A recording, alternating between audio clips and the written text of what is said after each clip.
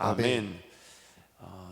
이스라엘 백성들이 하나님을 제대로 섬기지 않자 하나님께서 기어이 그들을 아수르 바벨론이라는 그 나라를 심판의 칼로 사용하셔서 그들을 기어이 패망시키고 또한 이 포로 생활 70년을 예언하는 이 말씀입니다. 그 말씀 속에서 하나님의 그 본심이 담겨져 있습니다. 오늘 이 말씀 특히 가정에서 예배드리는 우리 성도들과 또한 자녀들을 하나님께서 위로하시고 깨우쳐 주시고 또 하나님을 더 깊이 의지할 수 있는 도전의 말씀이 되기를 축복합니다. 첫 번째는 하나님께서는 자기 백성들을 회복시켜 역사를 이루십니다. 하나님께서는 자기 백성들을 회복시켜 역사를 이루십니다. 그래서 제가 하나의 파워포인트를 표를 준비해 봤는데요. 하나님 나라 백성의 회복은 세 가지 종류가 있는 것 같아요. 첫 번째는 하나님께서는 인생의 어느 시기든 자기 백성을 구원하실 수 있으십니다. 하나님께서 그 자기 백성들을 회복하시고 구원하실 때에 그 인생이 어떤 상황, 어떤 환경에 처해있든지 간에 인생의 어느 시기에서든지 간에 하나님은 그 자기 백성들을 구원하실 수 있습니다.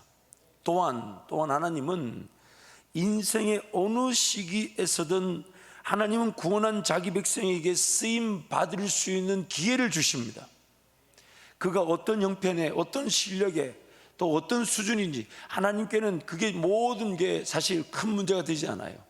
하나님께서는 그 인생의 어느 시기든 되찾아오실 수 있을 뿐만 아니라 되찾아온 그 인생이 그 순간에서부터라도 하나님 앞에 쓰임받을 수 있는 기회를 주십니다. 무엇보다도 더 중요한 사실이 있습니다.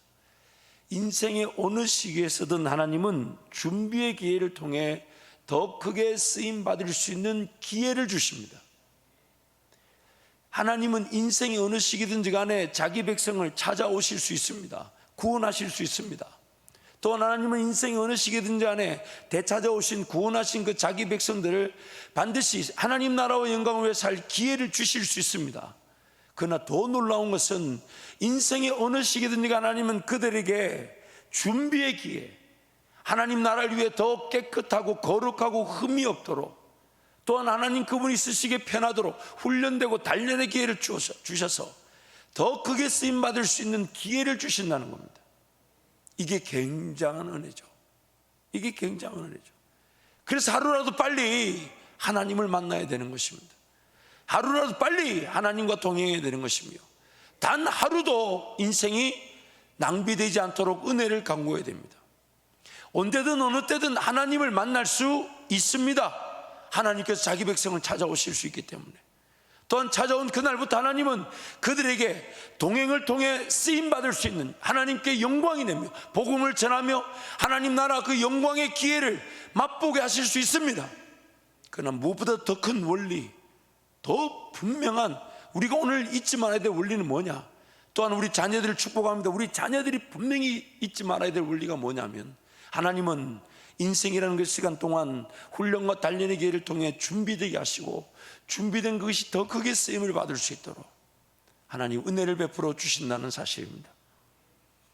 그래서 오늘 이 두 가지 내용을 통해서 우리 귀한 한밭질 모든 성도들과 특히 자녀들이 하나님 앞에서 더 크게 쓰임받는 단 하루, 오늘부터라도 단 하루라도 인생이 헛되로 쓰여지지 않고 하나님 앞에 내어드림으로 하나님이 더 빚으시고 하나님이 더 단련시키셔서 정금같이 나올 수 있는 금그릇, 은그릇 같은 그런 가치 있고 귀한 그릇들로 쓰임받기를 축복합니다. 그러므로 하나님을 두려워하지 않는 삶이 망한 것입니다. 하나님을 두려워하지 않는 삶이 망한 것입니다. 하나님과 함께 하지 않아도요 사람은 계획할 수 있습니다. 하나님과 함께 하지 않아도 삶은 자기 길을 계획할 수가 있습니다. 허나 하나님 없는 계획은 시행될 수도 없거니와 이루어지는 것처럼 보여도 곧 무너지고 맙니다. 이게 오늘 두려움이에요. 하나님 없이 인생이 계획되어질 수 있으나 그 계획되어진 것이 이루어지지도 않거니와 만약 이루어지는 것처럼 보여도 곧 무너집니다. 왜냐하면 모래 위에서 지어지는 것이기 때문에. 그래서 오늘 본문 10절 말씀에 이렇게 말합니다. 우리 함께 하나님 말씀 힘차게 선포합니다. 너희는 함께 계획하라. 그러나 끝내 이루지 못하리라. 말을 해보아라. 끝내 시행되지 못하리라. 이는 하나님이 우리와 함께 계심이니라. 하나님 우리와 함께 계신다는 말이 좋아 보이지만 실질적으로 10절 말씀에서 요지가 뭡니까? 하나님의 백성이 하나님을 기억하지 않고 하나님을 예배하지 않고 하나님을 배제한 채 인생을 계획해본들 이 하나님이 그 계획이 이루어지도록 내버려 두실 수가 없다는 거예요. 이게 오늘 우리에게 두려움이에요. 잠언 16장 1절 우리 세 번역으로 함께 선포합니다. 계획은 사람이 세우지만 결정은 하나님께서 하신다. 계획은 사람이 세우지만 결정은 하나님 주님께서 하신다는 거예요. 그 계획을 이루거든지 안 이루든 이 모든 결정이 누구에게 있냐? 주님께 있다는 것입니다. 주님께. 또한 잠언 16장 9절도 세 번역으로 함께 선포합니다. 사람이 마음으로 자기의 앞길을 계획하지만 그 발걸음을 인도하시는 분은 주님이시다. 발걸음 인도는 주님이신데 허튼 계획들, 하나님과 함께 하지 않은 계획들로 인생 발걸음이 망할 수 있습니다. 낭비될 수 있습니다. 허비될 수 있습니다. 또한 잠언 19장 21절 말씀도 함께 선포하겠습니다. 사람의 마음에는 많은 계획이 있어도 오직 여호와의 뜻만이 완전히 서리라. 하나님의 뜻만이 지켜지게 되어 있어요. 아무리 옳아 보이고 아무리 좋아 보여도 하나님 없는 계획은 하나님 그분의 결정 앞에서 아무것도 아닙니다. 잠언 20장 24절도 함께 선포합니다. 사람의 걸음은 여호와로 말미암나니 사람이 어찌 자기의 길을 알 수 있으랴. 여러분 한치 앞을 예상하지를 못해요. 뭔가 지금 계획을 한다, 이루어질 것 같고 괜찮아 보이고 해도 그 누구도 자기의 미래를 예측할 수 있는 사람은 아무도 없습니다. 예레미야 10장 23절에 세 번역으로 보면 이런 말씀이 있어요. 우리 함께 선포하겠습니다. 주님, 사람이 자기 운명의 주인이 아니라는 것을 제가 이제 깨달았습니다. 아무도 자기 생명을 조종하지 못하는 것도 제가 이제 알았습니다. 인생 가운데서 가장 큰 깨달음이 바로 이 예레미야가 깨달은 깨달음이에요. 내 삶의 주인이 내가 아니라 하나님이라는 것. 그래서 여러분, 모든 사람의 그 길의 예측과 결정은 걷는 그 사람, 즉 나에게 속해 있지 않습니다. 나에게 속해 있지 않아요. 우리 자녀들도 마찬가지고 우리 성도들도 마찬가지죠. 한번 인생길 뒤를 한번 돌아봐서 한번 걸어왔던 길을 한번 생각해 보세요. 몇 년을 살았든지 간에 자기 삶을 한번 뒤돌아보세요. 그러면 그 삶을 한번 자세히 들여다보세요. 자기가 알고 걸어온 길이 있는지 없는지, 뭔가 계획을 하고 뭔가 이런 길 가고 싶다. 물론 우리 어른들 중에는 있을 수 있지만 특히 자녀들, 여러분 인생길 그렇게 누구를 만나고 그렇게 학교를 다니고 그런 부모님을 만나고 그런 어떤 사건들, 그런 일들 생각나는 그 모든 것들이 단 하나도 계획되어졌던 것이 없습니다. 그래서 하나님은 그 가운데서도 우리를 지키시고 오늘까지 오게 하셨는데, 그럼 인생이 두 가지 길이 우리 앞에 놓여져 있어요. 어느 길이든 우리는 하나의 길밖에 못 가는데 어느 길을 우리가 걸어갈 것인가? 모르는 길이기 때문에 예전처럼 그렇게 살아갈 것인가? 하나님을 모른 채, 하나님을 섬기지 않은 채 살아갈 것인가? 아니면 모르는 길이기 때문에 하나님을 의지하고 하나님을 더 신뢰하고 하나님의 지혜를 구하고 하나님의 방법을 구하며 살아갈 것인가? 인생은 이 두 가지 중에 한 길밖에 없습니다. 오늘 저와 여러분의 삶이 하나님을 더 의지하는 복된 삶이 되시기를 축복합니다. 지음을 받은 사람은 자신을 지으신 하나님을 두려워할 줄 모르는 것이 가장 큰 안타까움입니다. 삶이 언제 끝날지 몰라 하나님 앞에 서게 되면 이 땅에서 하나님 만나지 못한 것만큼 정말 후회되는 일은 없을 거예요. 이렇게 면대면으로 하나님을 만났는데 왜 나는 이 땅의 삶을 살면서 이 땅을 지으시고 나를 지으신 그 하나님이 안 느껴졌을까? 안 만나졌을까? 그러므로 오늘 이 땅에서의 최고의 안타까움은 정말 우리의 삶을 지으시고 나와 함께 동행하길 원하시는 하나님을 하나님답게 예비하지 못하고 하나님을 하나님답게 따르지 못했다는 것이 가장 큰 안타까움인 것입니다. 하나님을 두려워하지 않는다는 것은 하나님의 지혜와 지식을 무시하고 하나님의 인도하심을 거절하며 하나님을 섬기며 예배하는 것보다 더 소중하고 사랑하는 것이 있다는 것입니다. 지금 하나님을 예배하는 것보다 더 긴급한 게 있고 하나님 예배하러 가자 그러면 힘들고 지치고 어려운데, 뭐 게임하라 그러면, 뭐 영화 보라 그러면, 혹은 뭐 우리 어른들도 마찬가지죠. 뭔가 좋아하는 게 있는데 그 좋아하는 것만큼 정말 하나님을 예배하는 것이 좋은지, 내가 정말 하고 싶은 것 그것만큼 내가 하나님께 예배하고 싶은 것, 기도하고 싶은 것인지, 오늘 우리 자신들을 돌아보고 좀 반성해야 될 줄, 반성이 필요할 것입니다. 하나님 없는 인생길은 끊임없는 방탕과 방황을 피할 수 없으며 삶의 자유와 행복과는 점점 더 멀어질 수밖에 없습니다. 왜냐하면 하나님 그분 없는 인생길은 잘 될 수가 없어요. 내가 뭘 잘하는지, 내가 무엇을 통해 삶이 기쁘고 즐겁고 행복할지, 하나님 앞에 쓰임받을지, 내 삶이 어떻게 하나님께 영광이 될지, 하나님 그분 앞에 서지 않으면 깨달아질 수 없는 것입니다. 그래서 오늘 본문 말씀으로 말씀을 좀 더 살펴보자면요, 하나님이 장애물이 되어서는 안 됩니다. 한번 따라할까요? 하나님이 장애물이 되어서는 안 됩니다. 오늘 본문 말씀 보면 걸리는 돌, 뭐 거치는 반석, 심지어 함정과 온무까지 만드신다 그래요. 자, 말씀 좀 살펴볼까요? 하나님께서 창조하신 만물 속에서 하나님의 형상을 따라 체험을 받은 사람이 하나님을 찾고 구하기를 거절하는 순간 하나님과 대적하는 관계가 되어버립니다. 하나님을 예배하지 않고요, 하나님께 은혜를 구하지 않고 하나님의 그 인도하심을 구하지 않고 그것을 모르면, 그래 하나님을 예배하지 않는 삶은 결국 하나님의 원수가 되어버리는 거예요. 하나님과 대적하는 관계가 되어버리죠. 자연 만물은 하나님의 보호와 관리 속에서 유지되고 있습니다. 또한 사람의 삶도 하나님의 계획과 인도하심 안에서만 진정한 삶의 자유와 행복을 누리게 되어 있습니다. 뭘 잘하는지, 뭘 해야 될지를 하나님만이 알고 계신다는 거예요. 하지만 하나님을 예배하지 않고 하나님을 신뢰하지 않으면, 하나님을 섬기지 않는다면 하나님의 창조 질서와 삶이 세워진 원리를 전혀 이해하지 못한 채 살아가게 됩니다. 그렇다면 하나님을 배제한 삶은 하나님에 대한 무지로 이루지 못할 계획과 방법에 속아 방황하고 허비하게 되는 것입니다.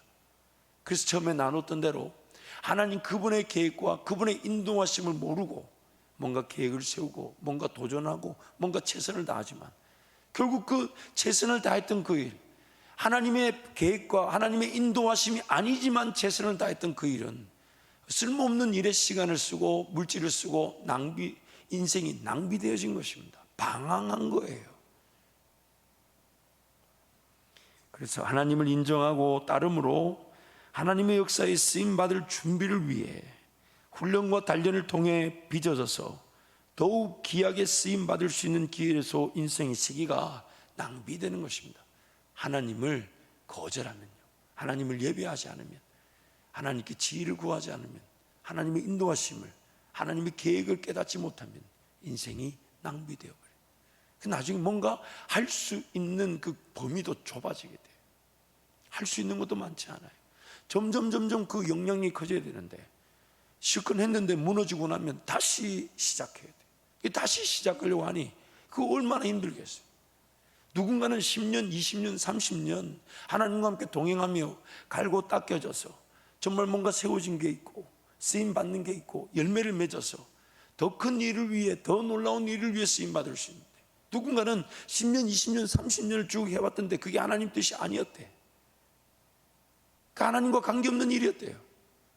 그게 다 쓸모없는 일이 돼버리고 다시 이제 뭐 해야 되나, 이제 뭐 해야 되나, 그런 인생의 시기가 있을 수 있다는 겁니다.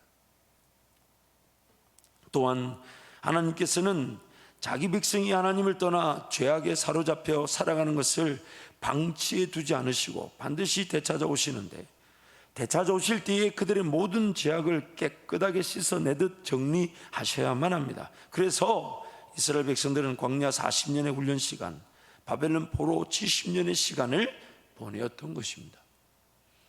땅을 잃어버리고 혹은 뭔가 하나님과 함께 심고 열매를 거둘 만한 기회를 잃어버리고, 그저 먹고 마시고 있는 문제 해결하느라 허덕거리는 광야, 혹은 남의 땅에서 종살이하는 그런 인생의 시간들, 자기 꿈을 꿔보지 못하고 자기 비전을 가져보지 못하고 누군가의 꿈과 비전을 위해 자기 인생이 소모품처럼 쓰일 수 있는 그런 안타까움들, 그게 인생 가운데 일어날 수 있다는 거예요. 그래서 오늘 5절에서 9절 말씀 우리 함께 선포하겠습니다. 여호와께서 다시 내게 말씀하여 이르시되 이 백성이 천천히 흐르는 실로아 물을 버리고 르신과 르말라야의 아들이 기뻐하느니라. 그러므로 주 내가 흥용하고 창일한 큰 하수 곧 아수르 왕과 그의 모든 위력으로 그들을 뒤덮을 것이라. 그 모든 골짜기에 차고 모든 언덕에 넘쳐 흘러 유다에 들어와서 가득하여 목에까지 미치리라. 임마누엘이여 그가 펴는 날개가 내 땅에 가득하리라 하셨느니라. 너희 민족들아 함성을 질러 보아라. 그러나 끝내 패망하리라. 너희 먼 나라 백성들아 들을지니라. 너희 허리를 동이라. 그러나 끝내 패망하리라. 너희 허리에 띠를 띠라. 그러나 끝내 패망하리라. 이스라엘 백성들에게 지금 이사야 선지자를 통해 하나님이 예언하고 계신 내용이에요.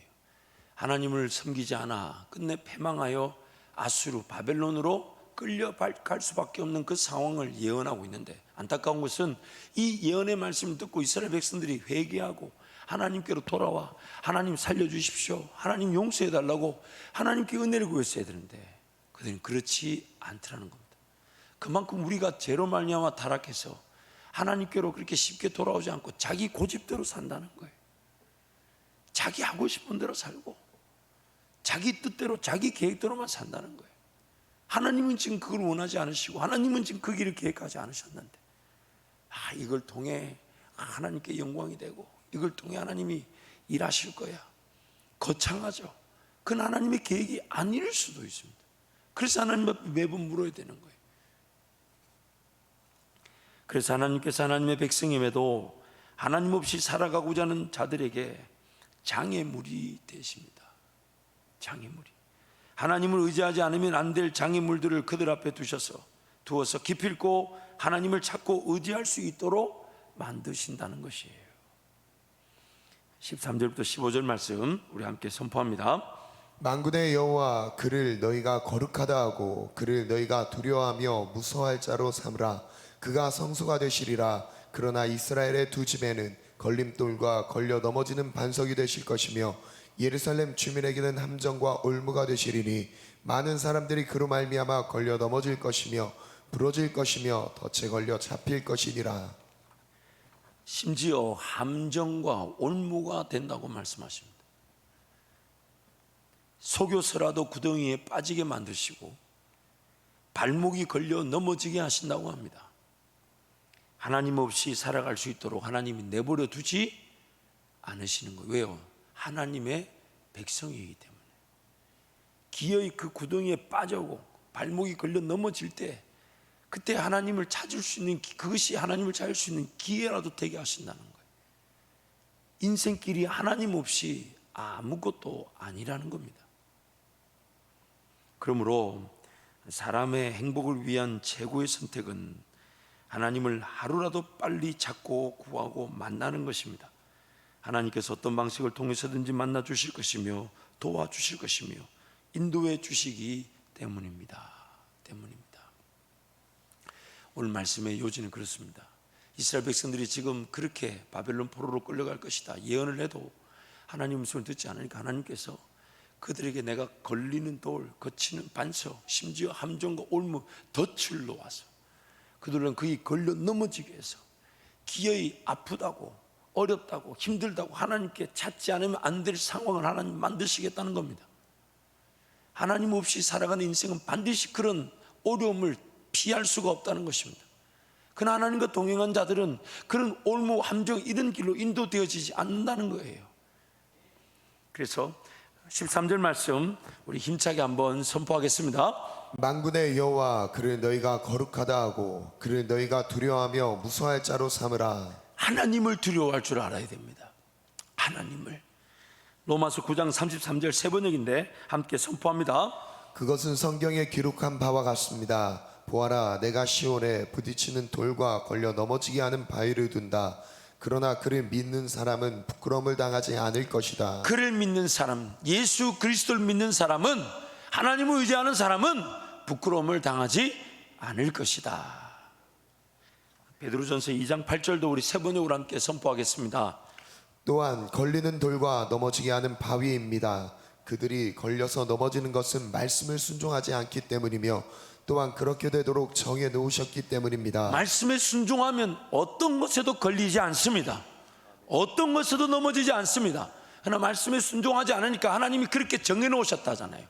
모든 것이 다 걸리는 문제가 되고 모든 것이 다 함정이 되고 모든 것이 다 올무와 덫이 되게 만들어 놓으셨다는 겁니다. 하나님이 그렇게 법으로 만들어 놓으셨대요. 잠언 16장 그래서 3절 말씀 우리 개역개정과 세번역 함께 선포하겠습니다. 너의 행사를 여호와께 맡기라. 그리하면 내가 경영하는 것이 이루어지리라. 내가 하는 일을 주께 맡기면 계획하는 일이 이루어질 것이다. 아멘. 인생길 하나님과 함께 동행하게 되면 어느 길이든 우리는 하나님 은혜의 길로 걸어갈 수 있지만, 그래서 또 문제를 만나도 오히려 하나님의 능력을 맛볼 기회가 되고요, 어려움을 만나도 하나님이 일하시는 기회가 되고요, 하나님 은혜면 인내해야 될 때는 인내하게 하셔서 오히려 열매가 더 큰 은혜를 누리게 하시는 것이죠. 그러나 만약 하나님을 의지하지 않으면 하나님 그분을 끊임없이 만나야 될 것 같은 장애물들을 우린 피할 수 없게 됩니다. 왜냐하면 하나님이 그 장애물들을 인생 앞에 놓아두셨다는 거예요. 그러나 실질적으로 그 장애물도 따지고 보면 우리 죄로 말미암아 생겨난 거예요.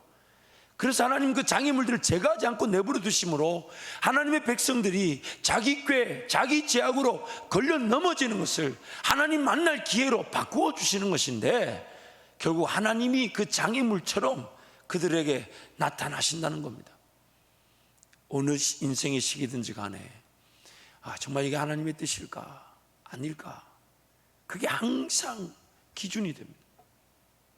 기도로 준비되어져서 하나님의 뜻 가운데 걸어가는 사람은 그 하나님의 뜻이냐 의심하지 않습니다. 하나님 운명의 일을 주셨기 때문에 하나님 앞에 끝까지 매달려 하나님 도와주십시오, 은혜를 베푸시다 할 때 인내하지 못할 일이 없고 하나님의 일하심을 보지 못할 일이 없는데, 그 하나님의 뜻을 확인하지 못한 채 걸어가면 매번 의심이 들어요.